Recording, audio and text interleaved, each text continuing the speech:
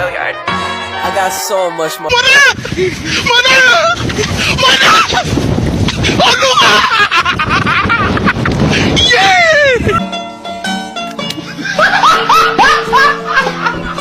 Are you ready, kids? Aye, aye, Captain! I can't hear you. Aye, aye, Captain! Oh!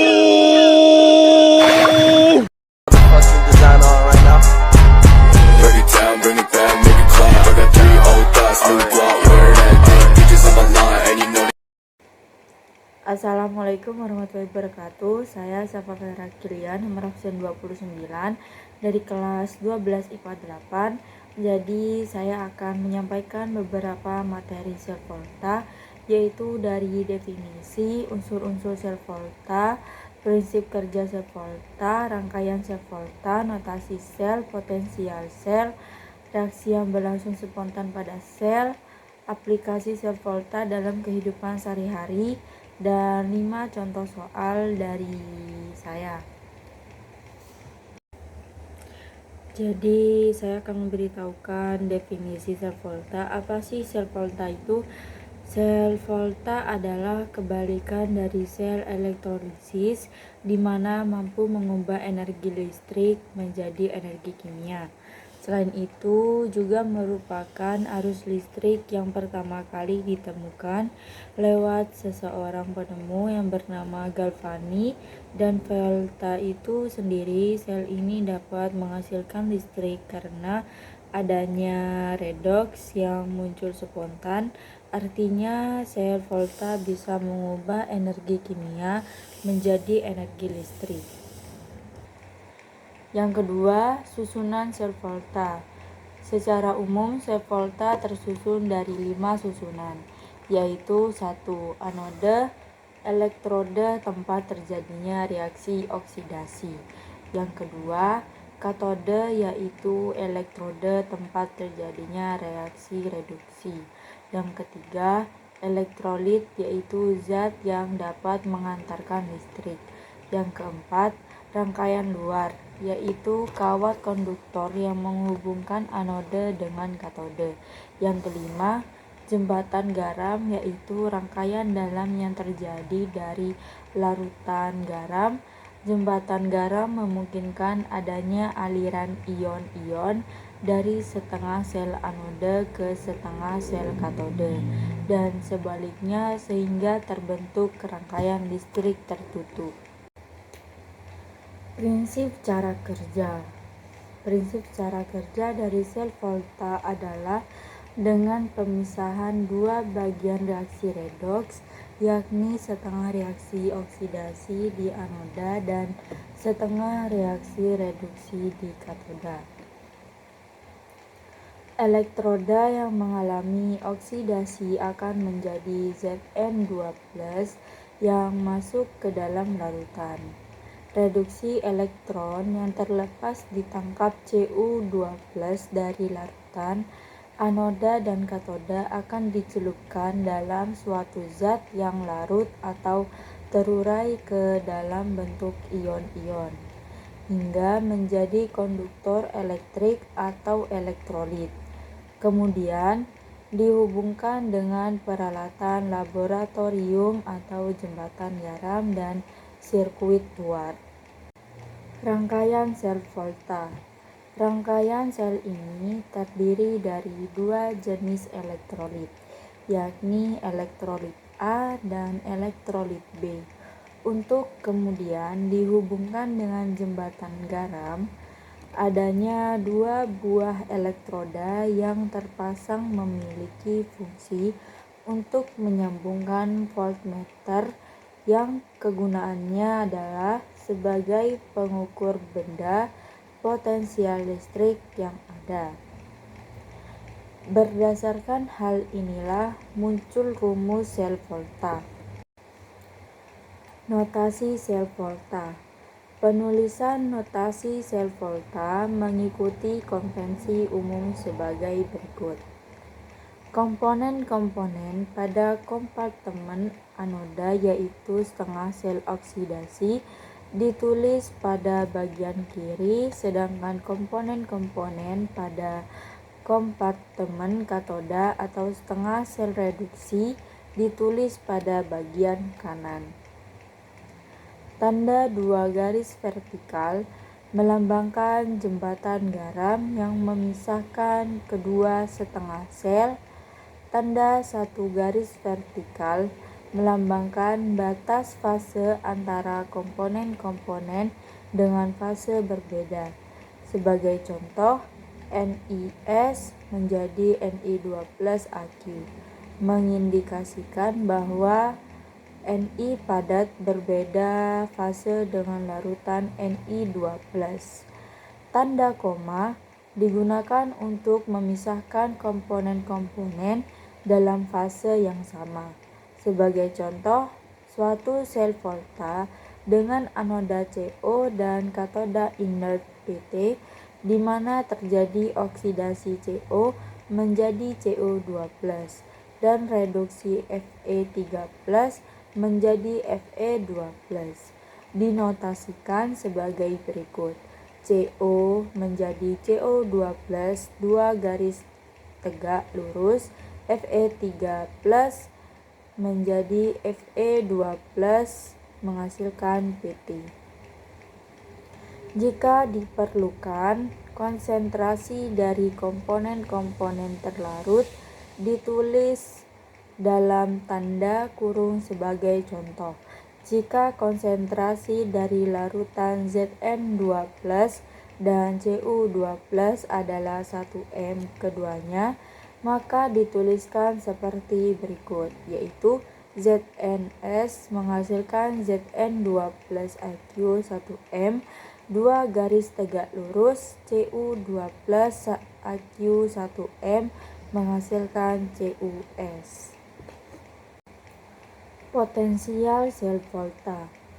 Potensial sel volta dapat ditentukan menggunakan voltmeter atau dihitung berdasarkan data potensial elektroda standar. Potensial reduksi unsur potensial akan lebih besar pada reaksi reduksi di katoda, sedangkan pada reaksi oksidasi di anoda, unsur potensial reduksi akan lebih kecil. Reaksi yang berlangsung spontan. Tegangan yang dihasilkan oleh sel volta jika nilai E0 sel lebih besar dari 0+, maka reaksi sel spontan berlangsung. Jika nilai 0 sel lebih kecil dari 0, maka disebut min. Reaksi sel tidak spontan atau tidak berlangsung. Kegunaan sel volta dalam kehidupan sehari-hari, yaitu 1. Baterai biasa. Baterai ini sering digunakan dan sering disebut dengan sel kering atau sel latence. Kenapa dikatakan sel kering? Karena penggunaan air di baterai ini sangat dibatasi. 2. Baterai alkalin. Kalau dilihat dari bentuknya, tentu baterai alkalin mirip dengan baterai biasa. Tapi kalau urusan energi yang dihasilkan, baterai alkalin menghasilkan 2 kali lebih besar dibandingkan baterai biasa. Perbedaan dasarnya hanya katode dan elektrolit yang digunakan. Yang ketiga, sel merkuri oksidasi. Sel merkuri atau disebut juga baterai kancing jenis Rubin-Mallory. Sel jenis ini telah dilarang penggunaannya dan ditarik dari peredaran karena baterai ini bahaya dari yang dikandungnya atau logam berat merkuri. Baterai kancing ini terdiri atas seng atau anoda dan merkuri 2 garis tegak lurus, oksidasi atau katode. Kedua elektrode tersebut berupa serbuk padat. Ruang di antara kedua elektrode diisi dengan bahan penyerap yang mengandung elektrolit kalium hidroksida atau KOH yang bersifat basa dan alkali. Contoh soal yang pertama. Jika diketahui Zn2 plus menjadi Zn, nilai E potensialnya yaitu min 0,76 V, Cu2 plus menjadi Cu sama dengan nilai potensialnya yaitu plus 0,34 V. Maka besar potensial sel atau E potensial sel volta tersebut adalah, kita akan menjelaskannya menggunakan rumus potensial sel, yaitu dengan E potensial sel sama dengan E potensial katode min E potensial anode, menjadi E potensial reduksi min E potensial oksidasi sama dengan reduksinya yaitu senilai plus 0,34 min buka kurung oksidasinya yaitu min 0,76 V tutup kurung. Min ketemu min sama dengan plus, jadi 0,34 ditambah 0,76 sama dengan yaitu 1,10 volt. Bernilai muatannya yaitu positif. Jadi jawabannya adalah D plus 1,10 V. Contoh soal yang kedua yaitu rangkaian sel volta berikut. Jadi di situ ada gambar diagram atau notasi sel yang tepat untuk rangkaian sel volta tersebut adalah jadi di sini saya akan menjelaskan menggunakan pembagian kanan dan kiri. Jadi yang di kiri yaitu ada AlCl3 dan yang sebelah kanan ada SnCl.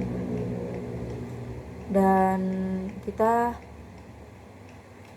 bagi dengan garis vertikal dan garis 2 jembatan garam dan garis vertikal. Yang di sebelah kiri AlCl3, jadi kita rangkai dulu AlCl3 menjadi Al plus 3 dan plus 3 Cl min. Kenapa Al itu menjadi Al plus 3? Karena Cl di situ ada Cl3 dan Cl itu muatannya semuanya min. Jadi biar sama nilainya Al plus 3 tuh ya. Dan SnCl2 kita rangkai menjadi Sn2 plus 2 Cl min. Sama caranya seperti yang AlCl3. Jadi yang sebelah kiri itu oksidasi dan reaksinya anode yaitu min, dan yang sebelah kanan itu reduksi, reaksinya itu katode yang harusnya positif. Jadi yang sebelah kiri yaitu Al vertikal Al3 plus jembatan garam, Sn2 plus vertikal Sn. Jadi jawabannya yaitu B, Al garis vertikal Al3 plus jembatan garam Sn2 plus garis vertikal Sn. Contoh soal yang ketiga. Soalnya jika diketahui potensial reduksi logam sebagai berikut: X2 plus 2E min yaitu X, Y2 plus 2E min yaitu Y, Z2 plus 2E min yaitu Z.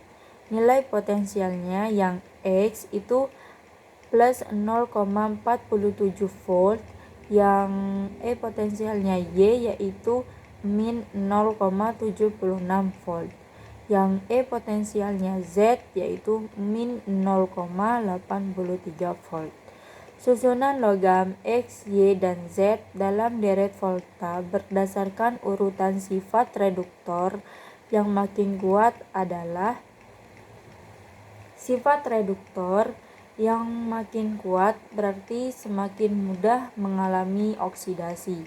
Sifat reduktor makin kuat dapat dilihat dari nilai E potensial yang semakin kecil. Maka urutannya dimulai dari yang terbesar ke yang terkecil sehingga urutannya X, Y, Z. Jadi jawabannya A, X, Y, Z. Contoh soal yang keempat. Logam-logam A, B, dan C masing-masing memiliki E potensial sama dengan min 0,5 V plus 0,8 V dan min 1,2 V. Pernyataan yang benar adalah kemudahan mereduksi dapat dilihat dari data E potensial semakin kecil nilainya, semakin kuat sifat reduktornya. Atau lebih mudah mereduksi logam yang nilai E potensial lebih besar. Logam C yang memiliki E potensial paling kecil dapat mereduksi logam A dan B yang lebih besar E potensialnya. Jadi jawabannya yaitu E. C dapat mereduksi A dan B. Contoh soal yang kelima. Diketahui potensial reduksi dari Ag plus E menjadi Ag, Cu2 plus 2E menjadi Cu. Nilai potensialnya yang Ag yaitu plus 0,80 volt dan nilai potensial yang Cu yaitu plus 0,34 volt. Yang tentukannya yaitu A katoda dan anodanya, yang B reaksi sel dan E potensial sel, C notasi sel, dan D arah aliran elektron. Yang A katodanya itu Ag karena nilai E di Ag yaitu lebih besar daripada anoda yang nilai Cu yaitu lebih kecil. Yang B reaksi sel dan E-sel, yaitu kita tentukan reduksi dan oksidasinya, yaitu yang reduksi katoda yaitu Ag plus E menjadi Ag, dan oksidasinya yaitu di anoda Cu2 plus menjadi Cu menjadi Cu2 plus 2E. Karena di pernyataan ini seharusnya sama-sama reduksi, sama-sama menerima elektron, kita ubah menjadi oksidasi yaitu dengan menerima 2E. Direduksi Ag menerima elektron dan dioksidasi Cu mengeluarkan 2E elektron. Jadi biar sama nilainya kita kalikan terbalik, yaitu kali yang di atas kalikan 2, yang di bawah kalikan 1. Nilai potensialnya yaitu sama, hanya mengubah min dan plus, yaitu mengubahnya di oksidasi karena mengeluarkan 2 elektron. Jadi hasilnya min 0,34 V. Dan kita turunkan ke bawah, K reduksi menjadi 2 Ag plus 2E menjadi 2 Ag, dan A oksidasi yaitu Cu menjadi Cu2 plus dan 2E. Tidak ada yang berubah karena dikalikan 1, dan nilai potensialnya sama kayak yang di atas, kita tinggal turunin saja. Jadi kita tulis ulang, yaitu R sel sama dengan 2 Ag plus Cu menjadi 2 Ag plus Cu2 plus. Nilai potensialnya berubah karena 0,80 dikurangi 0,34 V sama dengan plus 0,46 V. Dan kenapa dua elektron ini tidak diturunkan? Karena nilainya sama, elektronnya sama, jadi kita coret saja. Jadi tidak saya tulis ulang di bawah. Dan cara lain yang lebih mudah menghitung potensial sel. Potensial sel sama dengan potensial katoda dan potensial anoda. Jadi saya yang bilang pertama awal-awal, katoda itu nilai yang lebih besar dan anoda itu nilai yang lebih kecil. Jadi katodanya itu senilai 0,80, min anodanya itu senilai 0,34 volt. Jadi kita kurangin sama seperti yang cara yang di atas, yaitu hasilnya 0,46 volt. Dan ini caranya yang kedua lebih mudah dari cara yang di atas. Dan yang C kita tentukan notasi selnya. Notasi selnya yaitu anoda menghasilkan ion, dua garis tegak lurus, ion menghasilkan katoda. Kita tulis menjadi Cu menghasilkan Cu12, dua garis tegak lurus yaitu jembatan garam, Ag plus menghasilkan Ag, dan yang D arah aliran elektron, yaitu arah aliran elektron mengalir dari anoda Cu ke katoda Ag, dan katoda Ag ini bermuatan positif. Sekian dari yang saya jelaskan dan contoh soal yang saya jelaskan juga. Mohon maaf jika ada yang salah dan kata-kata saya yang kurang nyaman. Terima kasih yang sudah mendengarkan saya. Saya pamit undur diri. Wassalamualaikum warahmatullahi wabarakatuh.